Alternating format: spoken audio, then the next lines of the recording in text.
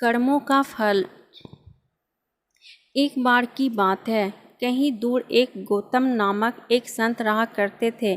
इसका एक ही बेटा था। उस बेटे को बहुत प्यार किया करते थे। जितना वह अपने बेटे से प्यार करते थे, उतना ही उनका बेटा उनसे प्यार किया करता था। उस संत के बेटे का नाम अर्जुन था।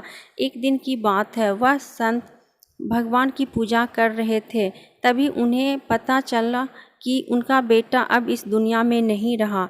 यह सुनकर संत के चेहरे पर हल्की सी उदासी दिखी। फिर से वह सामान्य हो गए। लड़के का सर्व आया। तभी संत के पास एक शिकारी आया।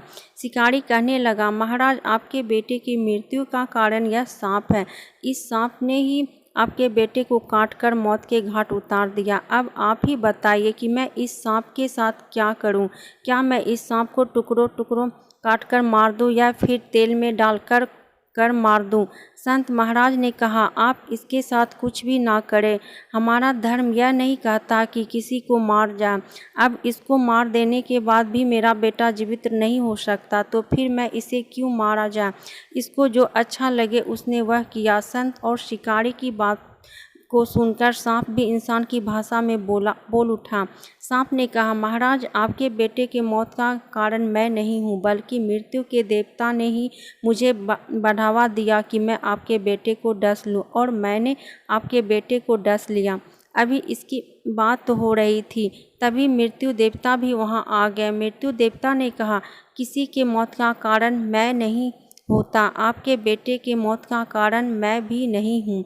मुझे तो काल ने आदेश दिया कि आपके बेटे की जान ली जाए, इसलिए ही मैं सांप को डसने के लिए बढ़ावा दिया।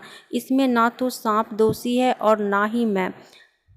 काल के अनुसार ही यह धरती चलती है। काल जो चाहता है वो ही होता है। अब सब काल के अनुसार काम करते हैं। मृत्यु देवता संत, शिकार और सांप को बात कर रहे थे।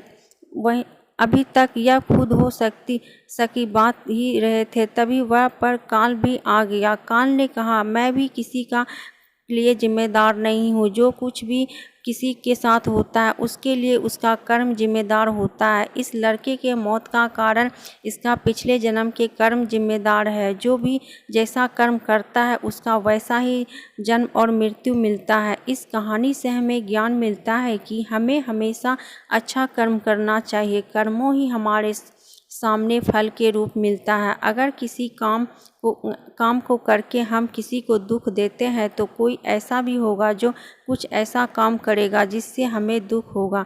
वही अगर हम कोई काम करके किसी को खुश करते हैं, तो कोई ऐसा भी होगा जो ऐसा काम करेगा जिसमें हमें खुशी मिलेगा। तो कैसी लगी दोस्तों आप सबको कर्म का फल? अगर अच्छी लगी तो वीडियो को लाइक, शेयर, कमेंट और सब्सक्राइब कीजिएगा, और ऐसे ही कहानी सुनने के लिए बेल आइकन को प्रेस कर दीजिएगा, ताकि जैसे ही हम कहानी डालें आप तक पहुंच पाए। तो फिर मिलती हूं एक ऐसी ही मज़ेदार कहानी के साथ। तब तक के लिए बाय बाय। Thank you.